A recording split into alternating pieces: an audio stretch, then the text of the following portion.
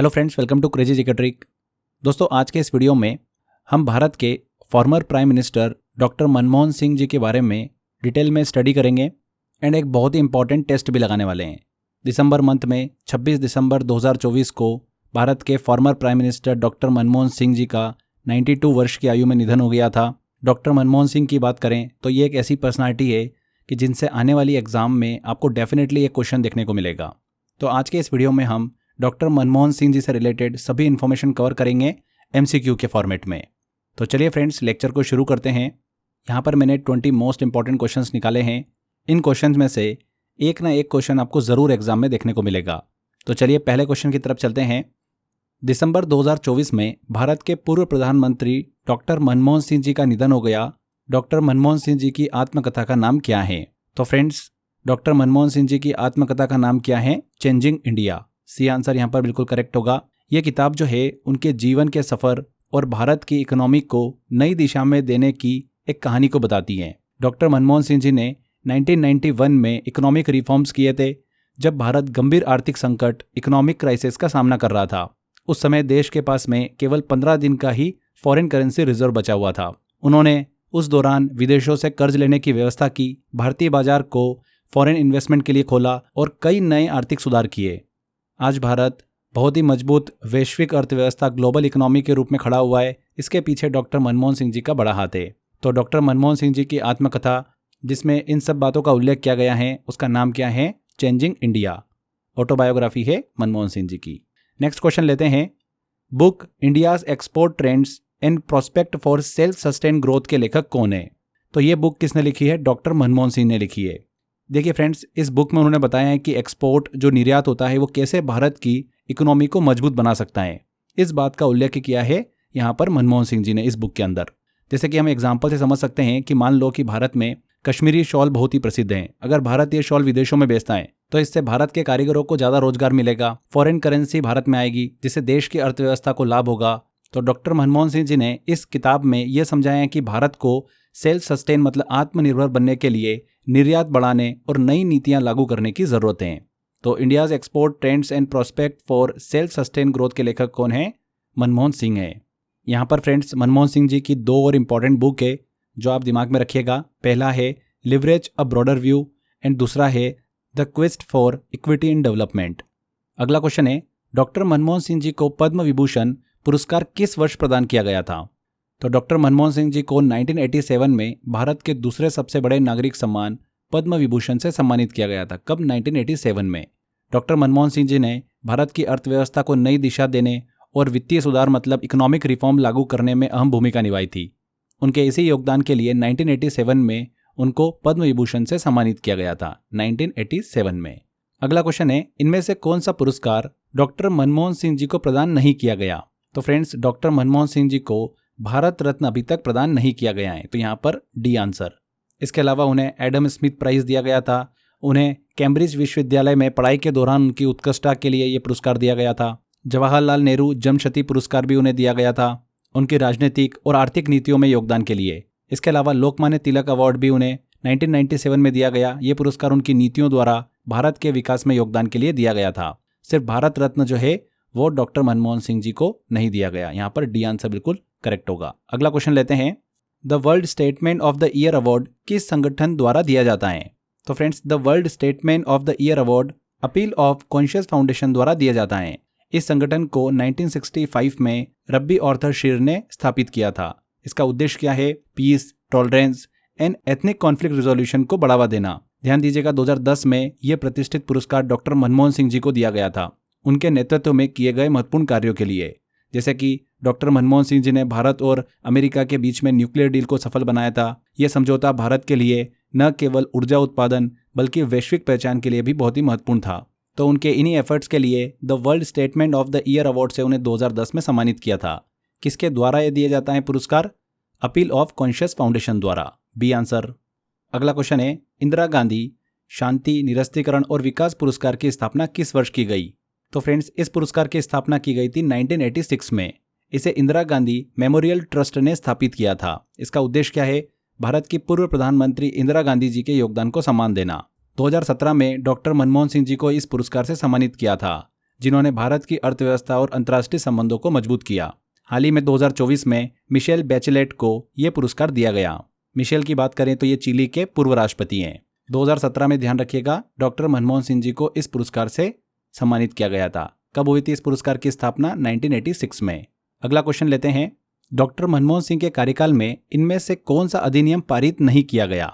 तो एक एक करके देखते हैं। डॉक्टर मनमोहन सिंह के कार्यकाल के दौरान कई ऐतिहासिक कानून मतलब एक्ट पास किए गए थे जिनका भारत की प्रगति में अहम योगदान है। यहाँ पर पहला है सूचना का अधिकार नियम, right to information act, RTI जो है ये 2005 में पारित हुआ था मनमोहन सिंह के कार्यकाल में।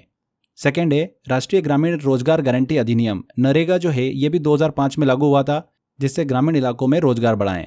तीसरा है शिक्षा का अधिकार नियम, राइट टू एजुकेशन एक्ट, ये 2009 में लागू किया गया, जो कि 6 से 14 साल के बच्चों के लिए मुफ्त और अनिवार्य शिक्षा सुनिश्चित करता है। तो यहाँ पर उपरोक्त में से कोई नहीं, डी आंसर बिल्कुल सही होगा, क्योंकि ये सभी अधिनियम उनके कार्यकाल में ही पास हुए हैं। इसके अलावा इंडो US न्यूक्लियर एग्रीमेंट 2008 का आधार योजना भी उन्हीं के कार्यकाल के दौरान शुरू की गई थी। तो यहाँ पर उपरोक्त में से कोई नहीं, ये सारे अधिनियम डॉक्टर मनमोहन सिंह के कार्यकाल के दौरान पारित किए गए। अगला क्वेश्चन है, डॉक्टर मनमोहन सिंह किस राज्य से राज्यसभा के सदस्य थे? तो डॉक्टर मनमोहन सिंह असम राज्य से राज्यसभा के सदस्य थे। उन्हें पहली बार 1991 में असम की विधानसभा द्वारा राज्यसभा के लिए चुना गया था। इसके बाद वे 1995, 2001, 2007 और 2013 में लगातार राज्यसभा के लिए चुने गए थे। 2019 में राजस्थान से भी राज्यसभा सांसद के रूप में चुने गए, लेकिन उनका सबसे लंबा जुड़ाव असम से ही रहा है। तो यहाँ पर डी आंसर सही होगा, डॉक्टर मनमोहन सिंह असम राज्य से राज्यसभा के सदस्य थे। अगले क्वेश्चन की तरफ चलते हैं। इनमें से कौन भारतीय पूर्व प्रधानमंत्री ने वित्त मंत्री के रूप में भी कार्य किया है, फाइनेंस मिनिस्टर के रूप में भी कार्य किया है? तो फ्रेंड्स यहाँ पर 4 ऑप्शन दे रखे हैं, मोरारजी देसाई, चरण सिंह, विश्वनाथ प्रताप सिंह और मनमोहन सिंह।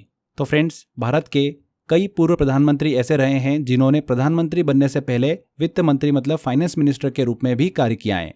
तो अगर हम एक एक करके देखें सभी को, तो मोरारजी देसाई भी देखिए फाइनेंस मिनिस्टर थे प्रधानमंत्री बनने से पहले। 1958 से 1963 तक ये फाइनेंस मिनिस्टर रहे। उनकी कई नीतियों ने भारत की अर्थव्यवस्था को स्थिर बनाने में मदद की थी। चरण सिंह की बात करें तो 1979 में प्रधानमंत्री बनने से पहले ये भी वित्त मंत्री रहे थे। किसानों के लिए सुधार लाने पर इन्होंने फोकस किया था।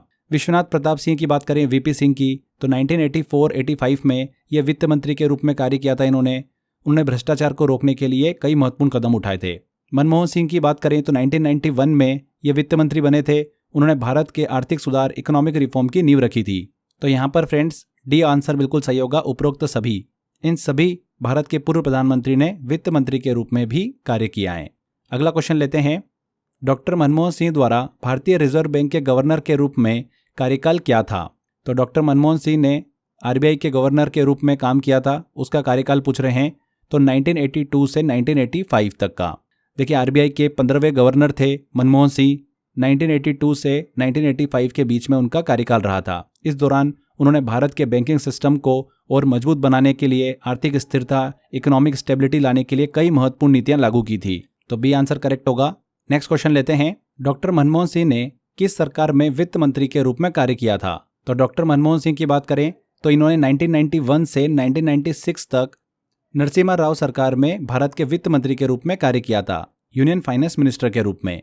ये जो समय था ये बहुत ही खास था, क्योंकि 1991 में भारत बहुत ही गंभीर आर्थिक संकट, इकोनॉमिक क्राइसिस से गुजर रहा था। डॉक्टर मनमोहन सिंह ने इस स्थिति से निपटने के लिए इकोनॉमिक रिफॉर्म्स की शुरुआत करी थी। उन्होंने LPG मतलब लिबरलाइजेशन, प्राइवेटाइजेशन और ग्लोबलाइजेशन जैसे कदम उठाए थे, जिसे हम LPG रिफॉर्म्स के नाम से जानते हैं।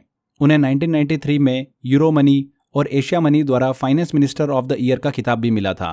तो नरसिम्हा राव की सरकार में वित्त मंत्री के रूप में उन्होंने कार्य किया था, बी आंसर। अगला क्वेश्चन आता है, राज्यसभा में विपक्ष के नेता के रूप में डॉक्टर मनमोहन सिंह का कार्यकाल क्या था? तो डॉक्टर मनमोहन सिंह ने 1998 से 2004 तक राज्यसभा में विपक्ष के नेता, लीडर ऑफ अपोजिशन के रूप में कार्य किया था। उन्हें वर्ष 2002 में आउटस्टैंडिंग पार्लियामेंट्रियन अवार्ड से सम्मानित किया गया था। डॉक्टर मनमोहन सिंह की बात करें तो एक इकोनॉमिस्ट के साथ साथ वो बेहतरीन सांसद भी रहे। ध्यान रखिएगा 1998 से 2004 तक राज्यसभा में विपक्ष के नेता के रूप में उन्होंने कार्य किया। अगला क्वेश्चन लेते हैं, LPG सुधार को किस नाम से भी जाना जाता है? Liberalisation, privatisation and globalisation reforms को किस और नाम से भी जाना जाता है?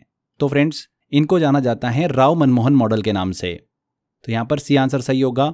देखिए 1991 में भारत के तत्कालीन प्रधानमंत्री उस समय नरसिम्हा राव और वित्त मंत्री डॉक्टर मनमोहन सिंह जी ने एलपीजी सुधार किए थे, एलपीजी रिफॉर्म्स की शुरुआत करी थी। इन सुधारों को राव मनमोहन मॉडल के नाम से जाना जाता है। यहाँ पर लिबरलाइजेशन की बात कर रहे हैं हम, तो लिबरलाइजेशन का मतलब होता है कि सरकारी नियंत्रण को कम करके निजी क्षेत्र को अवसर देना। 1991 के बाद में लाइसेंस राज खत्म कर दिया गया, जिससे उद्योगों और व्यापार के लिए रास्ते खुल गए। प्राइवेटाइजेशन की बात करी हमने तो सरकारी संस्थाओं को निजी क्षेत्र को सौंपा गया, मतलब भारतीय एयरलाइंस को निजी क्षेत्र में देने से इसकी सेवाओं में सुधार हुआ, मतलब प्राइवेट कंपनी के हाथों में दिया गया। ग्लोबलाइजेशन की बात करें वैश्वीकरण की, तो देश को वैश्विक बाजार और अर्थव्यवस्था से जोड़ना। WTO वर्ल्ड ट्रेड ऑर्गेनाइजेशन का सदस्य बनने के बाद में भारत में विदेशी कंपनियों का निवेश भी, इन्वेस्टमेंट भी बढ़ा। तो इन सुधारों ने भारत को इकोनॉमिक क्राइसिस से उस समय निकाला था और इसी के साथ भारत को दुनिया की सबसे तेजी से बढ़ती हुई अर्थव्यवस्था में शामिल किया। इसीलिए एलपीजी रिफॉर्म को राव मनमोहन मॉडल भी कहा जाता है। अगला क्वेश्चन है 2014 में जापान से डॉक्टर मनमोहन सिंह को कौन सा सम्मान मिला था? तो 2014 में जापान ने डॉक्टर मनमोहन सिंह जी को उनके अद्वितीय योगदान के लिए ऑर्डर ऑफ पोलोनिया फ्लावर से सम्मानित किया था। बात करें कि यह सम्मान उन्हें क्यों दिया गया, तो उन्होंने भारत और जापान के बीच में इकोनॉमिक एंड डिप्लोमेटिक रिलेशन को मजबूत किया था, इसीलिए उनको यह पुरस्कार दिया गया। यह जापान का सबसे बड़ा नागरिक सम्मान है, order of Polonia flowers. Next question लेते हैं, डॉक्टर मनमोहन सिंह के बाद भारत के प्रधानमंत्री कौन बने? तो 2014 में डॉक्टर मनमोहन सिंह का कार्यकाल जब खत्म हुआ तो उसके बाद प्रधानमंत्री बने नरेंद्र मोदी जी। प्रधानमंत्री नरेंद्र मोदी ने मई 2014 में प्रधानमंत्री पद की शपथ ली थी, तो यहाँ पर बी आंसर बिल्कुल करेक्ट होगा। नेक्स्ट है 2004 में डॉक्टर मनमोहन सिंह को प्रधानमंत्री पद की शपथ किसने दिलाई थी? तो 2004 में डॉक्टर मनमोहन सिंह ने भारत के 13वें प्रधानमंत्री के रूप में शपथ ली थी। कौन से 13वें प्रधानमंत्री के रूप में? उन्हें जो शपथ दिलाई थी वो राष्ट्रपति डॉक्टर APJ अब्दुल कलाम ने दिलाई थी। यहाँ पर सी आंसर बिल्कुल करेक्ट होगा। डॉक्टर मनमोहन सिंह ने यूपीए सरकार यूनाइटेड प्रोग्रेसिव अलायंस का नेतृत्व किया था, जिसने 2004 से लेकर 2009 में लोकसभा चुनाव में जीत हासिल की। यह पहली बार था जब भारत में एक इकोनॉमिस्ट प्रधानमंत्री बने थे, तो यहाँ पर डॉक्टर APJ अब्दुल कलाम बिल्कुल करेक्ट आंसर होगा। नेक्स्ट क्वेश्चन की तरफ चलते हैं, डॉक्टर मनमोहन सिंह ने निम्नलिखित में से कौन कौन से पद संभाले हैं? तो डॉक्टर मनमोहन सिंह जी की अगर हम पदों की बात करें तो ये सफ़र स्टार्ट हो जाता है 1971 से। 1972 में ये इकोनॉमिक एडवाइज़र रहे मिनिस्ट्री ऑफ फॉरेन ट्रेड के। इसके बाद में 1972 से 1976 के बीच में चीफ इकोनॉमिक एडवाइज़र रहे मिनिस्ट्री ऑफ फाइनेंस में। फिर 1977 से लेकर 1980 के बीच में सेक्रेटरी रहे department of economic affairs and ministry of finance में। फिर 1982 से लेकर 1985 के बीच में RBI के गवर्नर रहे। 1985 से लेकर 1987 के बीच में डिप्टी चेयरमैन रहे प्लानिंग कमीशन के। योजना आयोग के उपाध्यक्ष रहे। इसके बाद में 1990 से 1991 के बीच में प्रधानमंत्री के आर्थिक मामलों के सलाहकार रहे, adviser to the prime minister on economic affairs. इसके बाद 1991 में ही ये चेयरमैन रहे यूनिवर्सिटी ग्रांट्स कमीशन के, UGC के। विश्वविद्यालय अनुदान आयोग के अध्यक्ष रहे। 1991 से लेकर 1996 के बीच में फाइनेंस मिनिस्टर रहे, इंडिया के वित्त मंत्री रहे। एंड 2004 से लेकर 2014 के बीच में भारत के प्रधानमंत्री रहे। तो ये इनका हमने पूरा साइकिल डिस्कस किया कि अलग अलग समय पर डॉक्टर मनमोहन सिंह किन किन पदों पर कार्यरत थे। यहाँ पर अब ऑप्शन देख लेते हैं हम। योजना आयोग के उपाध्यक्ष रहे थे, बिल्कुल सही। प्रधानमंत्री के आर्थिक मामलों के सलाहकार थे, बिल्कुल सही। विश्वविद्यालय अनुदान आयोग के अध्यक्ष रहे थे, UGC के, बिल्कुल सही। दक्षिण आयोग के महासचिव थे, secretary general of the south commission, ये भी पॉइंट सही है। तो यहाँ पर उपरोक्त सभी, डी आंसर बिल्कुल सही होगा। नेक्स्ट क्वेश्चन आता है, राष्ट्रीय जांच एजेंसी NIA का गठन किस घटना के बाद हुआ था? नेशनल इन्वेस्टिगेशन एजेंसी का गठन किस घटना के बाद हुआ था? तो इसका गठन हुआ था 2008 में। मुंबई में 26/11 आतंकवादी हमले के बाद में इस एजेंसी का गठन किया गया था। यह हमला नवंबर 2008 में हुआ था, जब आतंकवादियों ने मुंबई में ताज होटल, ओबेरॉय होटल और CST स्टेशन जैसे स्थानों पर हमला किया था। इस घटना ने भारत की सुरक्षा व्यवस्था में गंभीर खामियां उजागर की थी। आतंकवाद से जुड़े मामलों की जांच को और अधिक प्रभावी बनाने के लिए डॉक्टर मनमोहन सिंह जी की सरकार ने NIA मतलब नेशनल इन्वेस्टिगेशन एजेंसी की स्थापना करी थी 2008 में। इसका उद्देश्य क्या है? आतंकवाद को खत्म करना और सुरक्षा को मजबूत बनाना। तो यहाँ पर 26/11 हमला, सी आंसर बिल्कुल सही होगा। अगला क्वेश्चन लेते हैं, भारतीय विशिष्ट पहचान प्राधिकरण UIDAI की स्थापना किस वर्ष हुई? तो UIDAI की स्थापना फरवरी 2009 में हुई थी। इसका उद्देश्य क्या था? UIDAI को आधार कार्ड के प्रबंध और इसे भारतीय नागरिकों को प्रदान करने के लिए बनाया गया। आधार कार्ड में प्रत्येक नागरिक को एक 12 अंकों की विशिष्ट पहचान संख्या यूनिक आइडेंटिफिकेशन नंबर दिया जाता है। तो UIDAI का गठन भारत की एक बड़ी डिजिटल क्रांति, डिजिटल रिवॉल्यूशन का हिस्सा था। इसकी स्थापना कब हुई थी? 2009 में। अगला क्वेश्चन लेते हैं, इनमें से कौन सा देश ब्रिक्स का संस्थापक सदस्य नहीं है? तो ब्रिक्स की स्थापना 16 जून 2009 को हुई थी। डॉक्टर मनमोहन सिंह ने रूस में हुए पहले ब्रिक्स शिखर सम्मेलन में भारत का प्रतिनिधित्व किया था। शुरुआत में इसको ब्रिक कहा जाता था, लेकिन 2010 में साउथ अफ्रीका के जुड़ने के बाद में इसे ब्रिक्स कहा गया और अब तो इसमें कई कंट्रीज जुड़ चुकी हैं। यहाँ पर पूछा जा रहा है, इनमें से कौन सा देश ब्रिक्स का संस्थापक सदस्य नहीं है? तो संस्थापक सदस्य की बात करें तो 4 थे, ब्राजील, रूस, भारत और चीन। तो यहाँ पर अमेरिका नहीं है, डी आंसर। अगला क्वेश्चन लेते हैं, द एक्सीडेंटल प्राइम मिनिस्टर जो कि डॉक्टर मनमोहन सिंह के जीवन पर आधारित है, इस मूवी के निर्देशक कौन है, डायरेक्टर कौन है? तो ये एक फिल्म है जो कि भारत के पूर्व प्रधानमंत्री डॉक्टर मनमोहन सिंह के कार्यकाल और उनकी जीवन यात्रा पर आधारित है। इस फिल्म का निर्देशन किसने किया है? विजय रत्नाकर गुट्टे ने किया है। बी आंसर यहाँ पर सही होगा। यह फिल्म 2014 में प्रकाशित पुस्तक द एक्सीडेंटल प्राइम मिनिस्टर पर आधारित है, जिसे संजय बारू ने लिखा था। फिल्म में अनुपम खेर ने डॉक्टर मनमोहन सिंह का किरदार निभाया। यह फिल्म यूपीए सरकार के कार्यकाल को दर्शाती है और राजनीतिक घटनाओं पर आधारित है। यहाँ पर विजय रत्नाकर गुट्टे बिल्कुल सही आंसर होगा। तो यहाँ पर फ्रेंड्स ये सारे क्वेश्चन हमारे कंप्लीट होते हैं।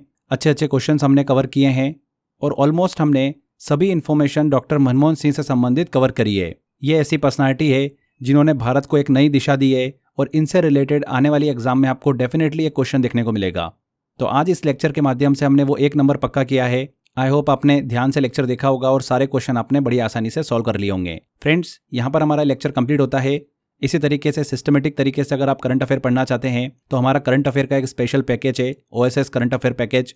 आप उसको एनरोल कर सकते हैं, जिसमें हम मंथली करंट अफेयर की ई-बुक से लेकर क्विज से लेकर टॉपिक वाइज करंट अफेयर सब कुछ आपको इस पैकेज में हम प्रोवाइड करते हैं। मैराथन्स की PDF होती है, जो भी लेटेस्ट करंट अफेयर होते हैं उनकी आपको डिटेल PDF मिल जाती है इस पैकेज के अंदर।